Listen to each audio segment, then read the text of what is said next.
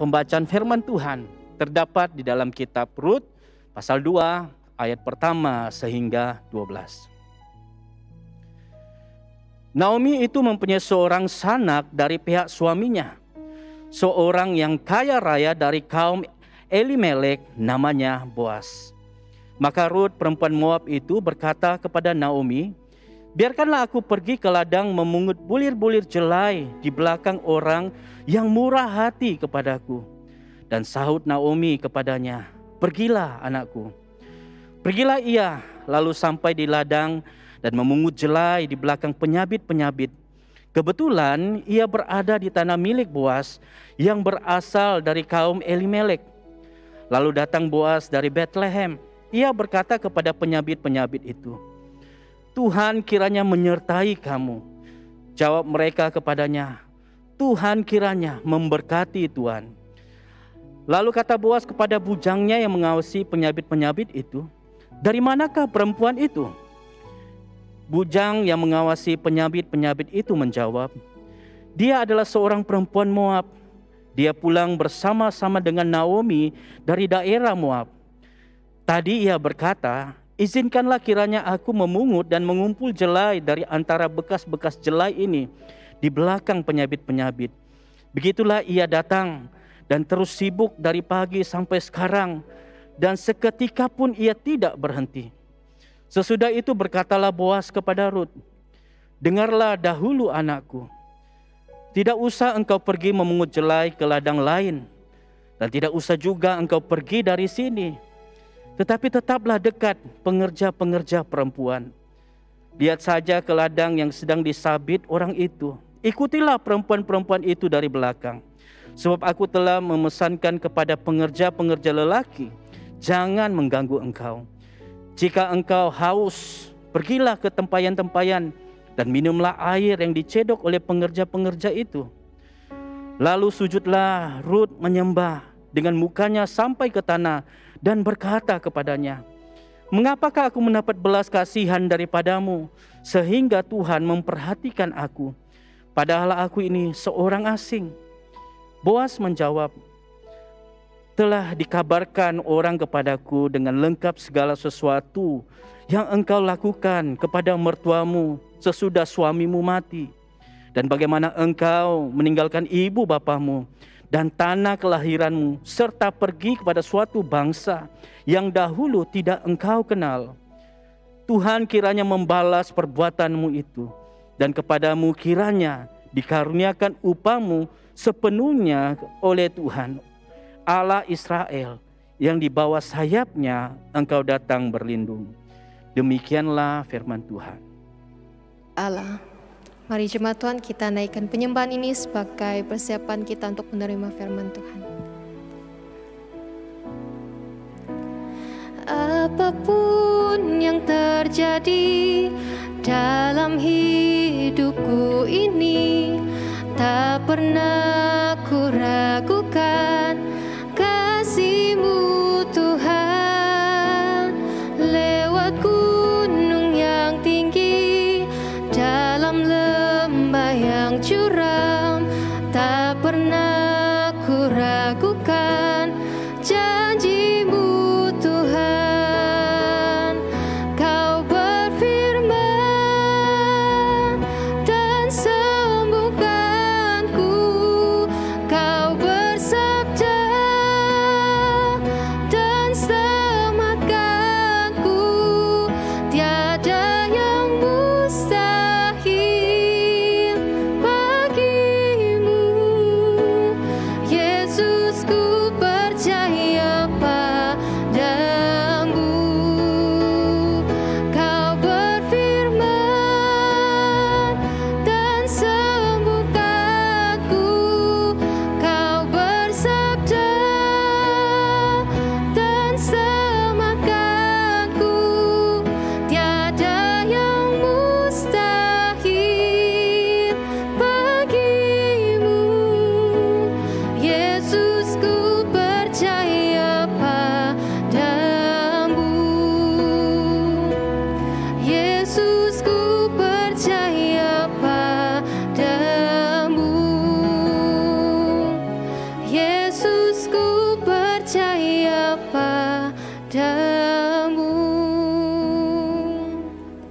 Ya Tuhan Allah Bapa kami yang di surga, kami percaya kepada-Mu dan kami percaya pada firman-Mu yang hidup. Tuhan, dengan rendah hati kami datang ke hadirat-Mu sekali lagi, berdoa agar Tuhan akan menjamah hati kami, mencelitkan mata dan telinga rohani kami, supaya kami memahami firman-Mu dan juga mengikuti dan mentaati firman-Mu. Ya Bapa, berbicaralah kepada kami, dan kami berdoa semuanya dalam nama Yesus Kristus Tuhan kami. Yang percaya katakan, amin. Haleluya. Selamat pagi saudara-saudari dalam Kristus, dan Tuhan berserta Anda semua serta keluargamu. Ya, kita bersyukur sekali lagi atas anugerah Tuhan yang begitu besar, kita dapat beribadah bersama-sama. Dan kita juga bersyukur kepada Tuhan kerana pelajaran-pelajaran dan juga prinsip-prinsip Alkitab yang kita pelajari ya masih relevan sehinggalah hari ini.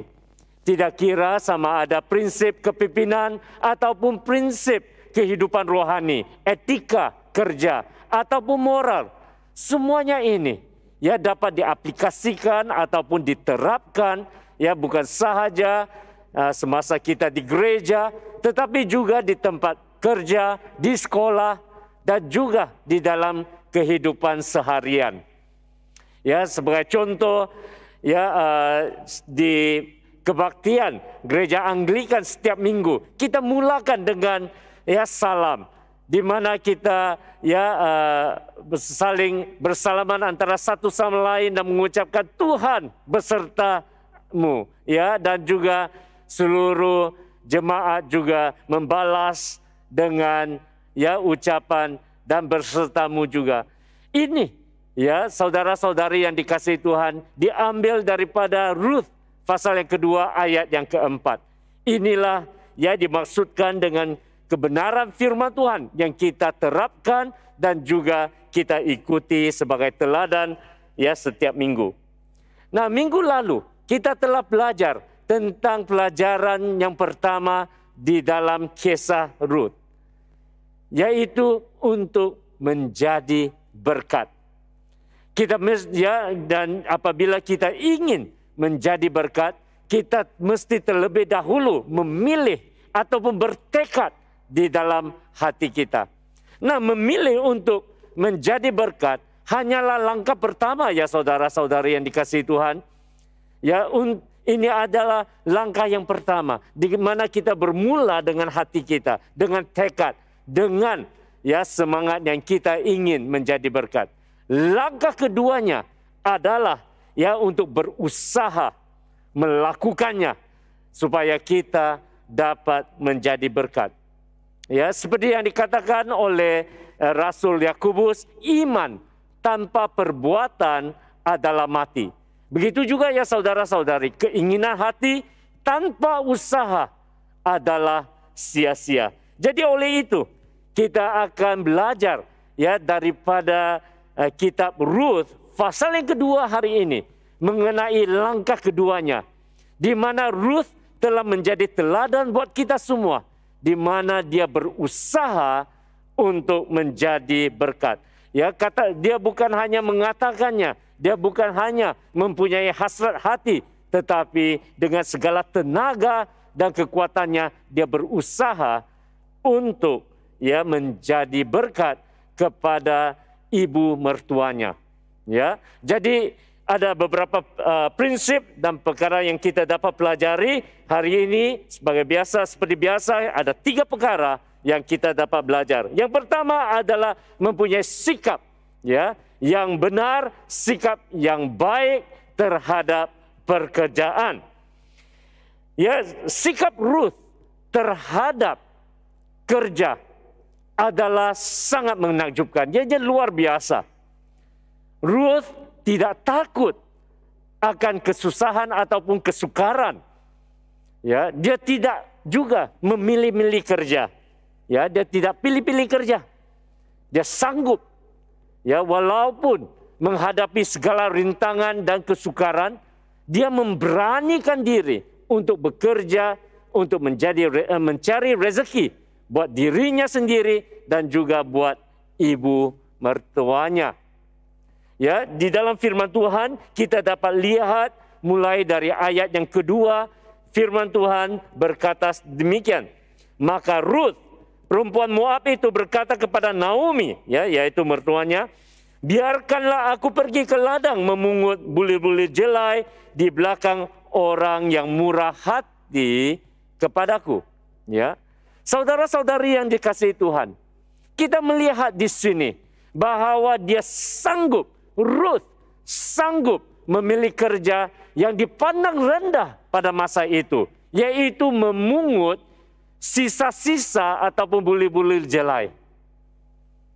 Sebagai contoh hari ini adalah seperti ya kesanggupan untuk mengumpul ya tin-tin kosong, ya tin-tin minuman tin kosong, ataupun mengumpul surat kabar ataupun kadbot lama supaya dapat dikitar semula sebagai pertukaran uang tunai. Ya, dapat dijual dan mendapat uang tunai yang sedikit itu.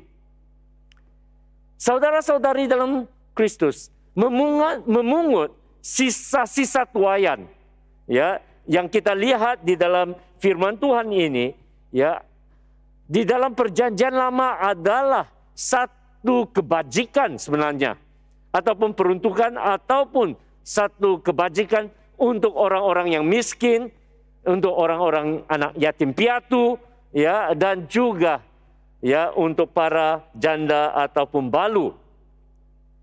Di dalam Ulangan pasal 24 ayat yang ke-19, firman Tuhan berkata demikian. Ya, mari kita melihat dan baca bersama Ulangan pasal 24 ayat yang ke-19.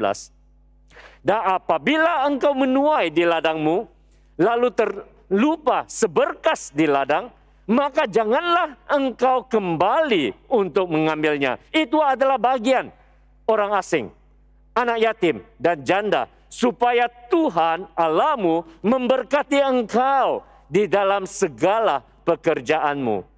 Nah, saudara-saudari dalam Kristus, hukum memungut sisa tuaian ini adalah satu arahan daripada Tuhan. Satu hukum, ya, daripada Tuhan kepada orang-orang Israel. Sebagai suatu kebajikan untuk orang-orang miskin, terutamanya ya anak-anak yatim piatu dan juga janda dan balu.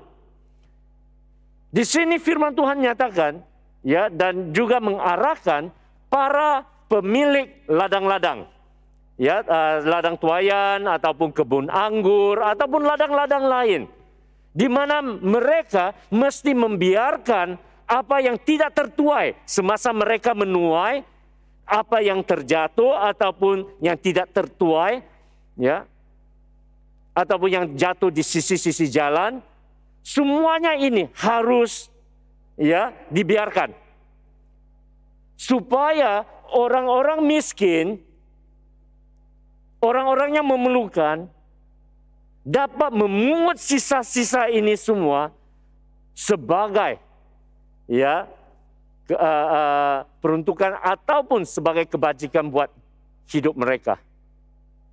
Ya. Ini adalah supaya orang-orang ini memungutnya, dan itulah rezeki harian mereka. Hukum ini diberi oleh Tuhan kepada umatnya atas dua sebab. Sebab pertama adalah ya supaya pemilik-pemilik tanah ataupun tanaman ladang ataupun ya tanaman anggur dan sebagainya, supaya pemilik-pemilik ini, umat Tuhan, tidak memupuk sifat ketamakan, tetapi belajar untuk bermurah hati, seperti Tuhan juga bermurah hati terhadap mereka. Ini adalah sangat penting, ya, karena mereka, firman Tuhan menyatakan jikalau kita baca terus di dalam Ulangan pasal 24, kita akan dapati bahwa Tuhan ya memesan mereka ataupun memperingati mereka bahwa mereka harus lakukan demikian, supaya mereka harus ingat bahwa mereka dahulunya juga miskin. Tetapi Tuhan di dalam anugerahnya dan kemurahannya telah pun memberkati mereka. Dan sekarang mereka telah jadi kaya, mereka ya mempunyai hasil-hasil ya berkat ini. Mereka juga harus mengingati orang-orang miskin. Mereka juga harus bermurah hati dan berbelas kasihan kepada orang-orang yang memerlukannya. Jadi ini, hukum ini, ya hukum memungut sisa-sisa tuaian ini adalah untuk kebaikan ya pemilik tanah, yaitu umat-umat Tuhan, ya. Dan juga perkara kedua adalah ya ini adalah suatu kebajikan, satu rezeki ya di mana Tuhan berikan kepada mereka yang miskin dan yang ada keperluan. Ini menunjukkan kita bahwa Tuhan sangat memerhati ya mereka yang miskin, yang sangat memerlukan pertolongan dan sebagainya. Saudara-saudari, ya.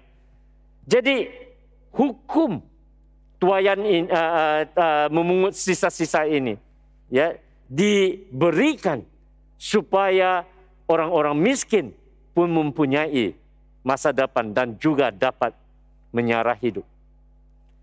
Saudara-saudari yang dikasihi Tuhan, itulah ya kerja yang ada buat Ruth. Kerja yang dipandang orang lain adalah ya dipandang rendah. Kerana kerja ini ya sebagaimana yang saya katakan tadi, ya bukan pilihan biasa orang. Ini adalah satu peruntukan, ya satu kebajikan buat orang-orang miskin. Supaya mereka dapat terus hidup dan menyarah hidup. Dan Ruth sanggup bekerja di dalam ya situasi sedemikian, dan walaupun kerja ini dipandang rendah di mata orang, ya. Selain dari itu, Ruth ya sebagai seorang warga asing dan juga seorang wanita, dia juga mengalami bahaya di dalam kerja sedemikian.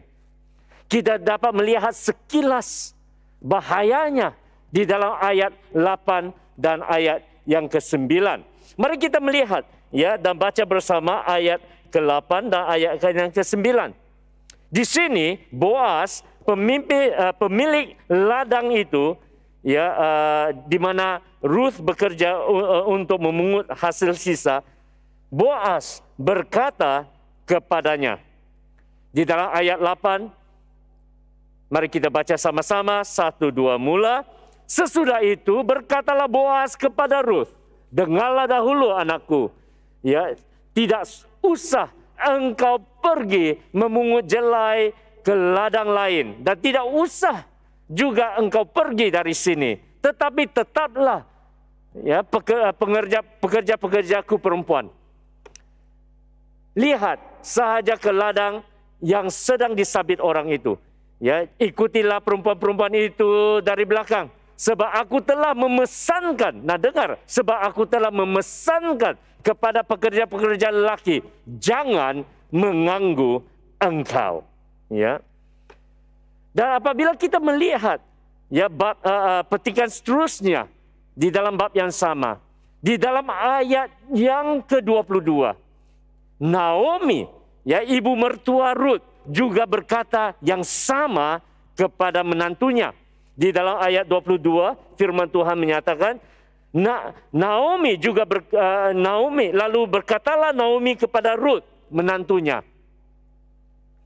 "Ya anakku, sebaiknya engkau keluar bersama-sama dengan pengejar-pengejarnya perempuan, supaya engkau jangan disusahi ya orang di ladang lain, supaya jangan kamu disusahi ya ataupun dibahayakan oleh orang-orang di ladang lain." Ya, jadi kita dapat melihat ya saudara-saudari, walaupun susah ya, ianya adalah kerja yang dipandang rendah, walaupun ianya bahaya, ya, Ruth sanggup bekerja. Dia sanggup berusaha. Satu lagi perkara tentang sikap Ruth yang menakjubkan dan yang luar biasa ini. Ya, Ruth juga, ya, tidak takut untuk bekerja keras. Mengumpul sisa tuaiannya, saudara, bukanlah pekerjaan yang senang. Ya, adalah suatu pekerjaan yang sangat meletihkan dan juga ya menyakitkan tulang belakang. Kata orang, patah tulang belakang. Sebab kamu harus memungut sisa-sisa apa yang ada. Ruth bekerja tanpa lelah. Dari pagi hinggalah petang. Maka ya malah salah seorang daripada penyelia ladang Boas ya memberi kesaksian tentang Ruth bahwa ia, yaitu Ruth, datang dan terus sibuk dari pagi sampai sekarang dan seketika pun ia tidak berhenti. Luar biasa, saudara. Melihat ketekunan, ya, kerajinan Ruth ini, ya, adalah sesuatu yang sangat-sangat dipuji. Satu lagi fakta mengenai kesukaran pekerjaan ini, ya, adalah walaupun kamu kerja keras, walaupun sangat meletihkan, hasilnya juga sedikit.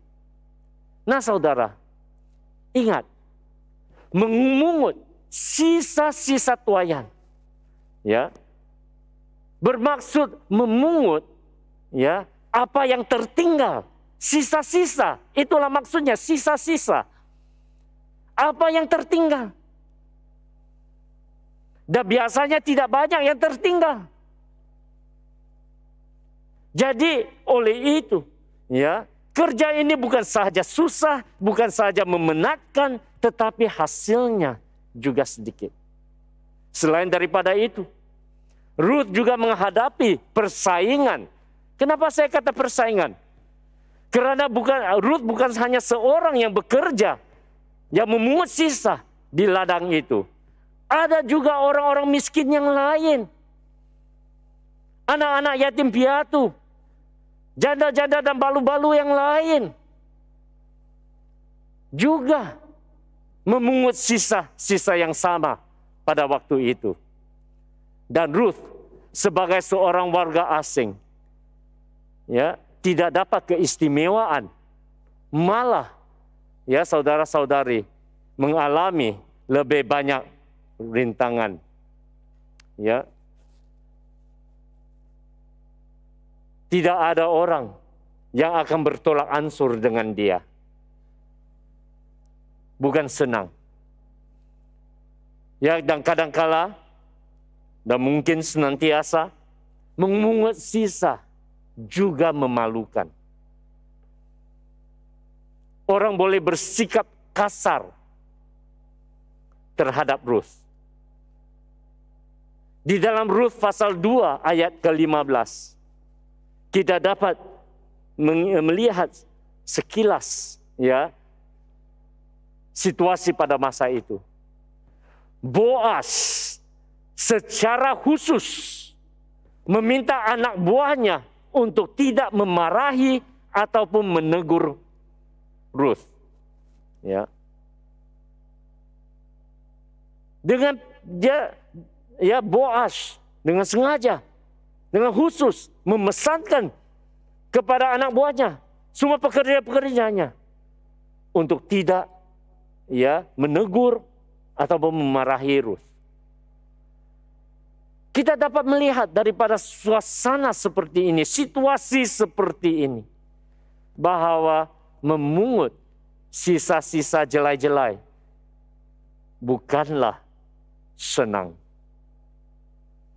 Apalagi sebagai seorang warga asing, dia pasti menghadapi segala macam ejekan, penghinaan, Ya, dan termasuk juga di antara orang-orang miskin yang lain.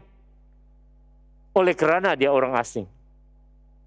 Oleh kerana ya, dia bukan sebahagian daripada masyarakat itu.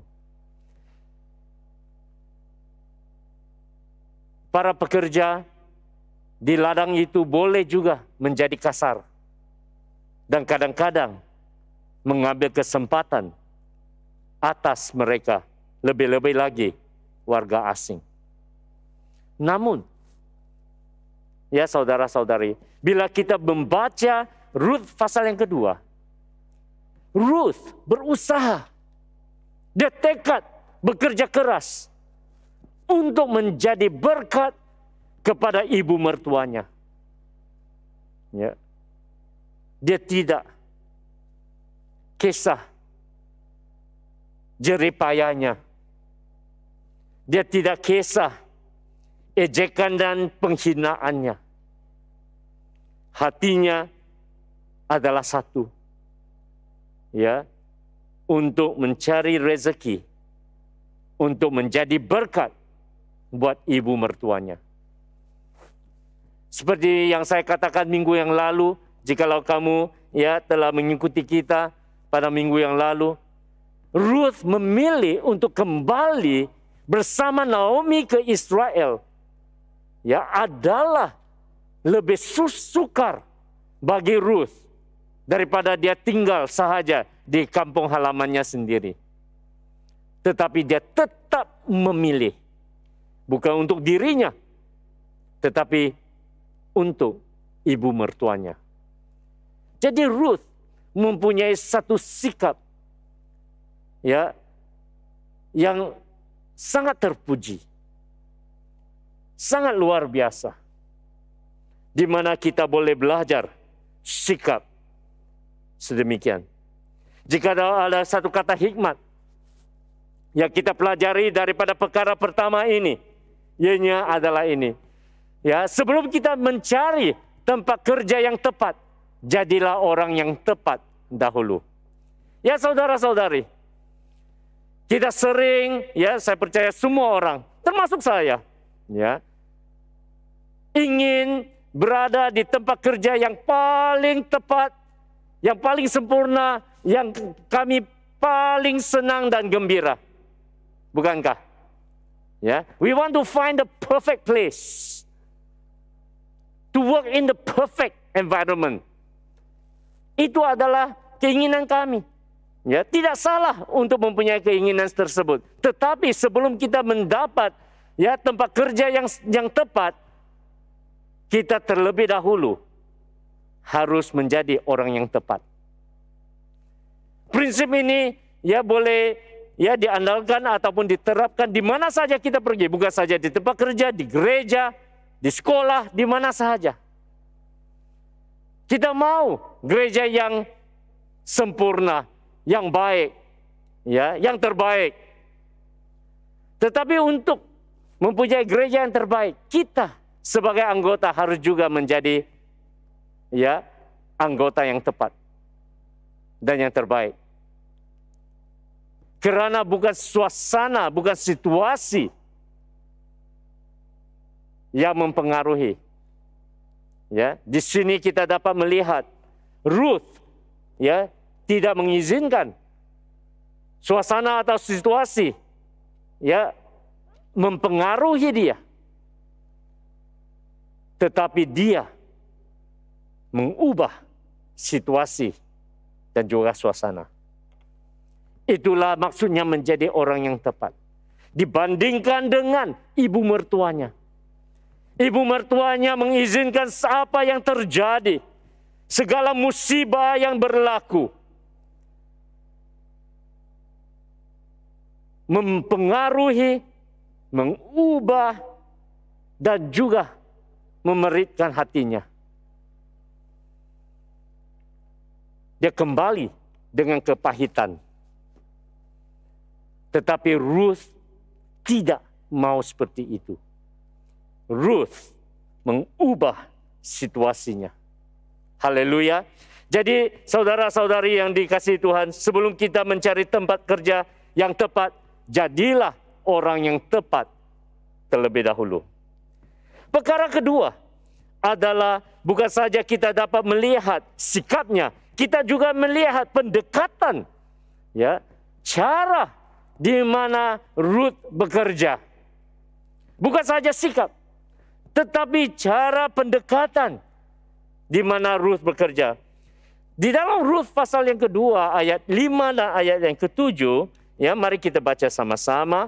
Lalu kata Boas kepada bujangnya yang mengawasi penyabit-penyabit itu, dari manakah perempuan itu? Ya. Bujang yang mengawasi penyabit-penyabit itu menjawab, dia adalah seorang perempuan Moab. Dia pulang bersama-sama dengan Naomi dari daerah Moab. Tadi dia berkata, izinkan kiranya aku memungut dan mengumpulkan jelai dari antara berkas-berkas jelai ini di belakang penyabit-penyabit. Begitulah ia datang dan terus sibuk dari pagi sampai sekarang. Dan seketika pun ia tidak berhenti. Saudara-saudari yang dikasihi Tuhan, ya, sebagaimana yang kita dapat melihat di sini, Ruth bukan saja mempunyai satu sikap yang benar, yang baik, tetapi dia juga menunjukkan ketekunan dan juga kerajinan. Malah, ya, Boas, pemimpin pemilik ladang itu, menyadari, ya, kata, ya, biasa hari ini dia perasan, ya, sehingga Boas pun terperasan. Dia menyadari ada sesuatu mengenai Ruth ini yang luar biasa, ya, yang berbeza daripada yang lain. Apakah yang menangkap perhatian Boas? Ya, apa yang menangkap perhatian Boas? Apa yang ada pada Ruth? Ya, di mana Boas sendiri, ya, perasan ataupun menyadari ataupun melihat, terpegun dengan apa yang dia lihat. Saya ingin katakan di sini, ya, beberapa perkara apa yang membuat perbezaan besar antara Ruth dan yang lain adalah kerajinan dan ketekunannya. Dia sanggup bekerja keras. Boas mengambil perhatian terhadap Ruth, ya, saudara-saudari, bukan karena kecantikannya. Karena tidak mungkin Boas dapat melihat mirip mukanya dari jauh. Karena ladangnya luas dan banyak orang yang bekerja, banyak pemungut-pemungut sisa-sisa tuaian. Tidak mungkin Boas perasan ataupun sedar ataupun, ya, tertangkap oleh kecantikannya, tidak. Ianya juga bukan kerana Ruth, ya, memakai emas perak yang berkilauan, ya, di bawah matahari.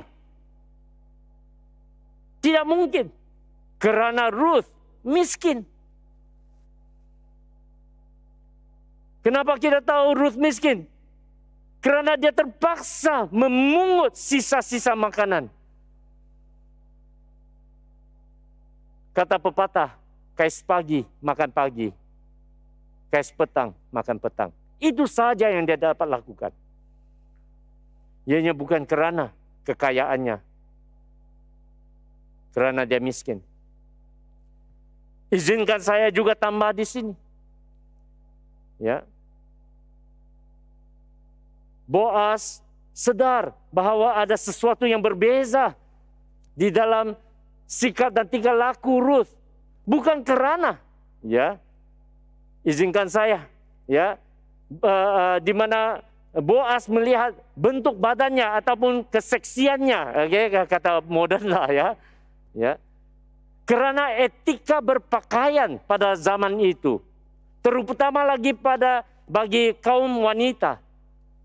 bukannya skin fit, tetapi super loose fit, ya.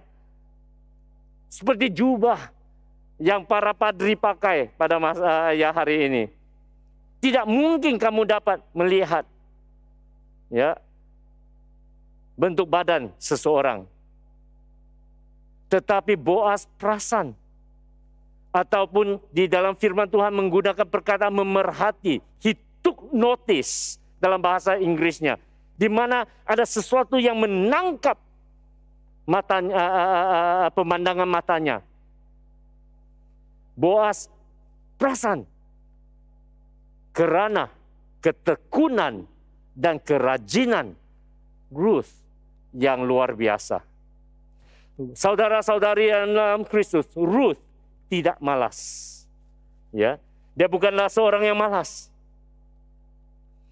Malah ya penyelia ladang itu, ya, ataupun pengurus, salah seorang daripada pengurus Boas memberi keterangan kepada Boas, dan dia berkata, begitulah ia datang, yaitu Ruth, ya, begitulah Ruth datang dan terus sibuk dari pagi sampai sekarang, dan seketika pun ia tidak berhenti.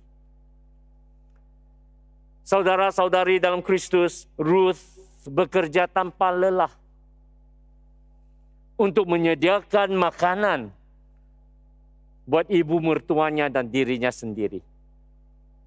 Di dalam Amsal pasal yang ke-10 ayat yang ke-4, firman Tuhan berkata, tangan yang lamban, ataupun tangan yang malas membuat miskin. Tetapi tangan orang rajin menjadikan kaya. Amin, saudara. Mari kita baca sekali lagi Amsal pasal 10 ayat ke-4. Ya. Tangan yang lamban membuat miskin, tetapi tangan orang rajin menjadikan kaya. Haleluya. Demikian juga di dalam Perjanjian Baru, ya, nasihat dan juga pesanan di dalam firman Tuhan di Perjanjian Baru juga sama. Di Efesus pasal 6 ayat ke-7 dan yang ke-8 berbunyi demikian. Dan yang dengan rela menjalankan pelayanannya atau pekerjaan seperti orang-orang yang melayani Tuhan. Ya, ini adalah nasihat Rasul Paulus kepada umat Tuhan yang berkata kita harus rela menjalankan pelayanan ataupun pekerjaan seperti orang-orang yang melayani ataupun bekerja untuk Tuhan dan bukan manusia. Karena kamu tahu bahwa setiap orang, baik hamba maupun merdeka, kalau ia berbuat sesuatu yang baik, ia akan menerima balasannya dari Tuhan. Saya baca lagi, ya, ayat yang terakhir. Kalau dia telah berbuat sesuatu yang baik, ia akan menerima balasannya dari Tuhan. Haleluya. Jadi di sini kita dapat melihat, ya saudara-saudari, di dalam firman Tuhan, kita dapat melihat bahwa Ruth bekerja keras. Dan Tuhan juga memerhati. Tuhan juga berkenan. Kerajinan dan ketekunan Ruth berkenan di mata Boas. Saya mendorong Anda semua baca kembali, ya, kitab Ruth pasal yang kedua. Dan kamu dapat melihat bahwa Boas, ya, dia tertarik hati. Ya, dia terasa tertakjub atas kerajinan Ruth. Dan dia berkenan, ya, kepada kerajinan Ruth. Jadi ini membawa saya kepada perkara yang terakhir, yaitu jaminan ataupun berkat akan kerja keras. Ini adalah prinsip yang ketiga dan prinsip terakhir yang saya ingin kongsikan di sini. Ya, saya ingin mulakan, ya saudara-saudari, ayat ini dengan ayatnya, membaca ayat yang ketiga.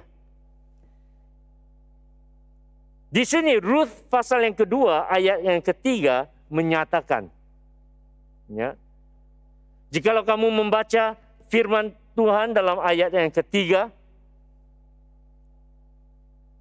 kamu akan dapati di bahagian yang keduanya menyatakan kebetulan ia berada di tanah milik Boas yang berasal dari kaum Elimelek.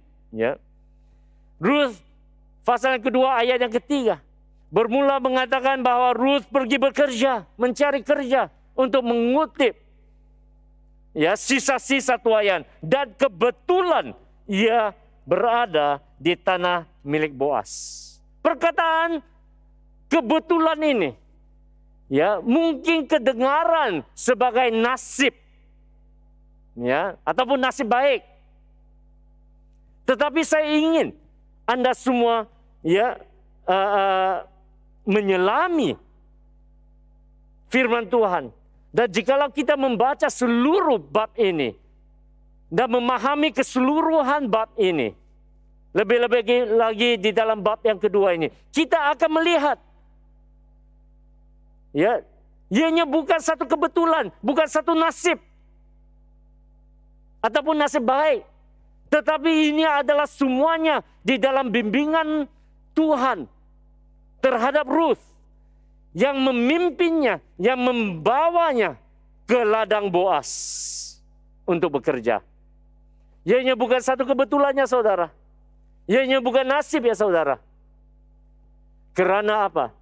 Di dalam firman Tuhan menyatakan, Ruth menaruh kepercayaannya kepada Tuhan. Ini yang menakjubkan.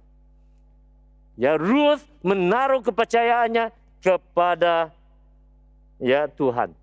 Kita melihat kebenaran firman Tuhan di dalam ayat 11 dan ayat yang ke-12 di dalam kata-kata Boas sendiri ya ketika dia memuji Ruth, ya. Firman Tuhan berkata, dan mari kita baca sama-sama, telah dikabarkan orang kepadaku dengan lengkap segala sesuatu yang engkau lakukan kepada mertuamu sesudah suamimu mati, dan bagaimana engkau meninggalkan ibu bapamu dan tanah kelahiranmu, serta pergi kepada suatu bangsa yang tidak engkau kenal. Tuhan kiranya membalas perbuatanmu itu, dan kepadamu kiranya dikaruniakan upahmu sepenuhnya oleh Tuhan Allah Israel, yang di bawah sayapnya engkau datang berlindung. Ya. Tuhan kiranya ataupun semoga Tuhan membalas perbuatanmu dan kepadamu ya, dan semoga kepadamu dikaruniakan upahmu sepenuhnya oleh Tuhan Allah Israel, yang di bawah sayapnya engkau datang berlindung.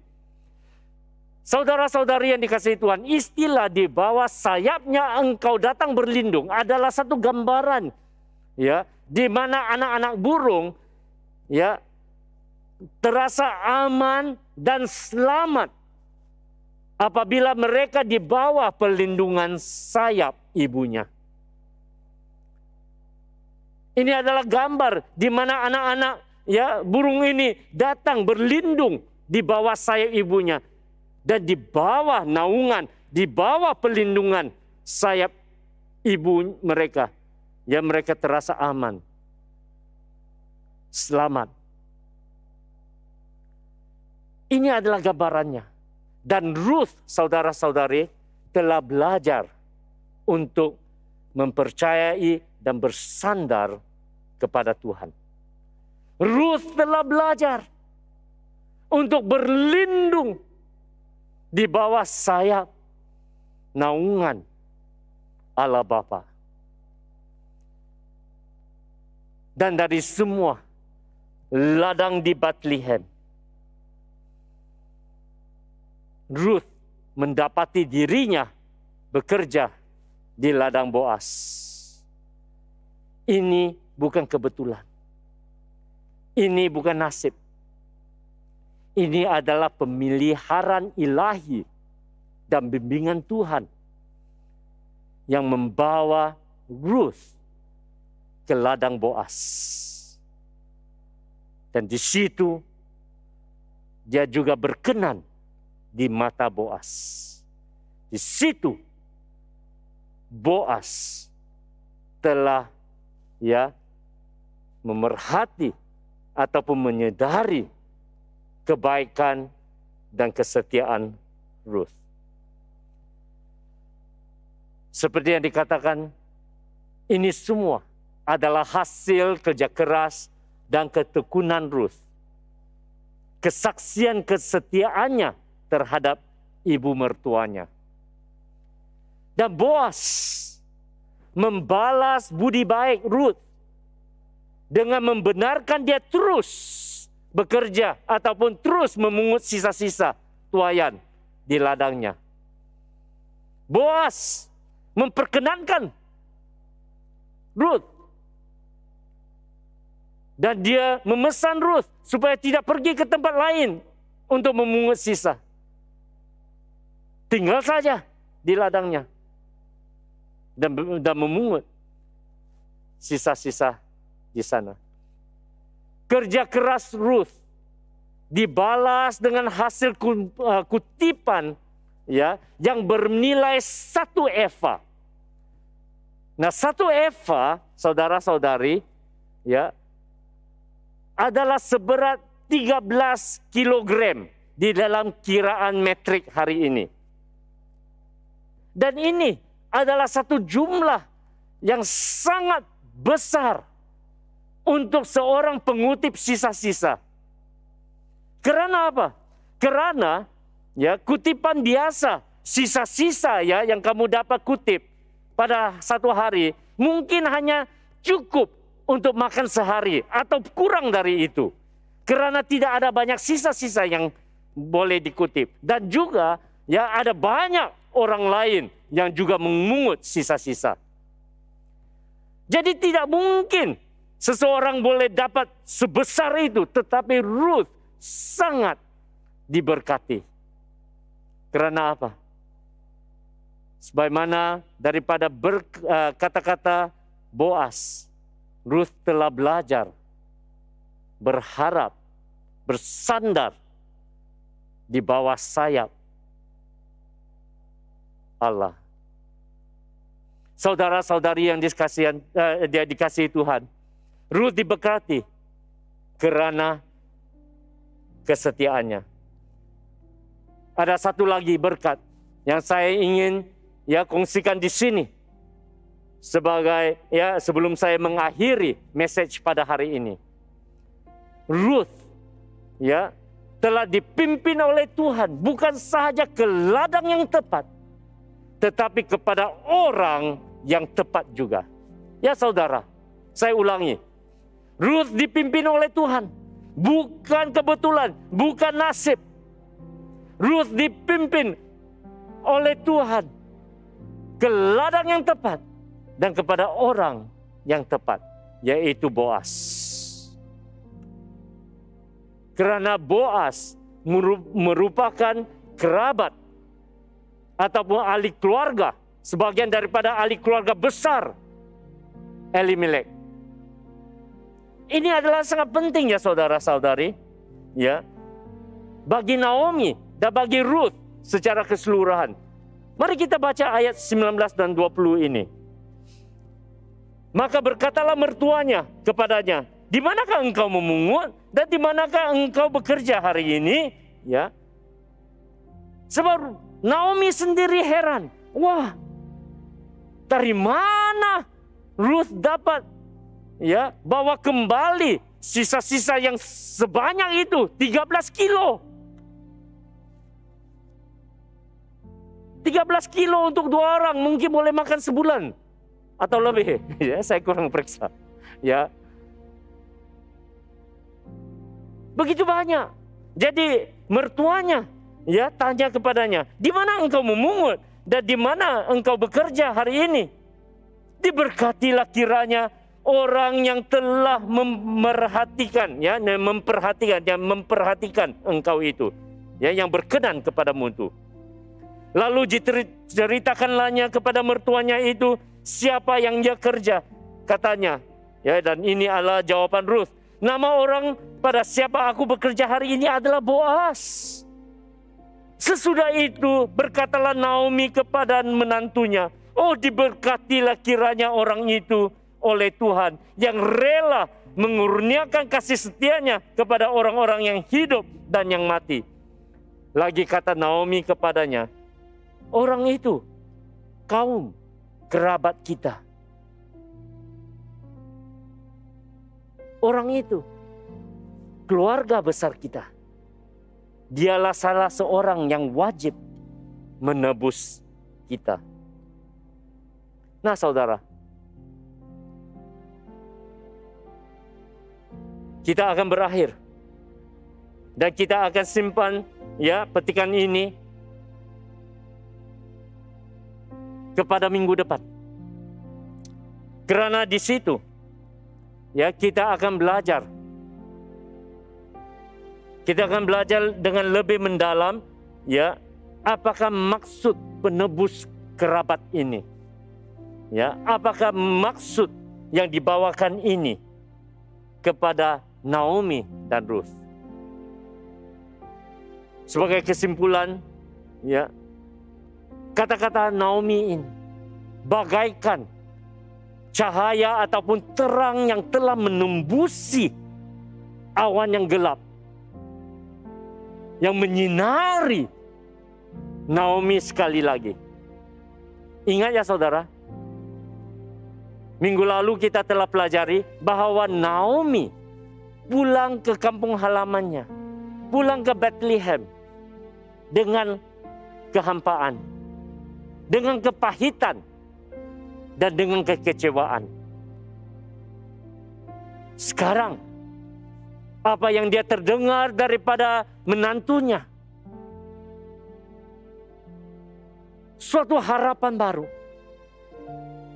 satu perasaan, ya, seperti ya jantungnya ya berdegup, ya berdegupkah, ya, berdegup kembali, ya, satu harapan. Matanya ya terbuka dan dia dapat melihat sebelum ini semuanya gelap, semuanya kehampaan, semuanya kekecewaan, semuanya kepahitan. Tetapi saat ini matanya tercelik. Wah, ada harapan, ada masa depan buat keluarganya. Dia akan melihat dengan lebih mendalam.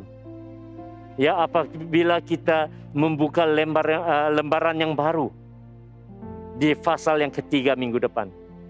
Saya ingin mendorong Anda semua untuk membaca terlebih dahulu Ruth pasal yang ketiga. Ya, bila kita ya mendengar ya khotbah ini. Dan kita akan belajar bersama. Selama ini, ya dalam 2 minggu ini, bila kita membaca ya daripada kitab Ruth, bila kita membuka satu lembaran ataupun satu bab, ya, ianya bermula dengan suatu kegelapan, kehilangan harapan, keputusasaan, kepahitan. Tetapi lembaran yang seterusnya yang kita dapat lihat hari ini, situasi mulai berubah. Kenapa? Karena Ruth sanggup mengubahnya. Ruth sanggup berusaha. Dan ini membuktikan dan meyakinkan kita kesetiaan Tuhan kepada mereka yang menaruh kepercayaan mereka kepadanya. Saudara-saudari yang dikasihi Tuhan, apabila kita meletakkan kepercayaan kita, harapan kita kepada Tuhan, malam yang paling gelap pun akan bertukar menjadi siang, ya, menjadi terang. seperti yang saya katakan sebelum ini bukan satu kebetulan, tetapi ini adalah suatu bimbingan Tuhan yang berdaulat. Ini adalah pemeliharaan ilahi daripada Tuhan. Amin, saudara. Jadi oleh itu ya saudara-saudari, di mata orang, ianya mungkin satu kebetulan, tetapi di dalam bimbingan Tuhan yang berdaulat, ianya adalah pemeliharaan ilahi. Saya ingin mendorong Anda semua, dan saya sendiri, untuk terus percaya dan berharap kepada Tuhan. Mempunyai sikap yang baik dan benar. Mempunyai pendekatan terhadap kerja dengan kejujuran, dengan ketekunan dan kerajinan. Dan Tuhan yang melihat kita pasti akan memberkati kita juga. Mari kita datang kepada Tuhan. Saudara-saudari, mari kita menggunakan lagu ini sebagai penerapan dan doa bahwa kita juga ingin belajar seperti Ruth. Haleluya.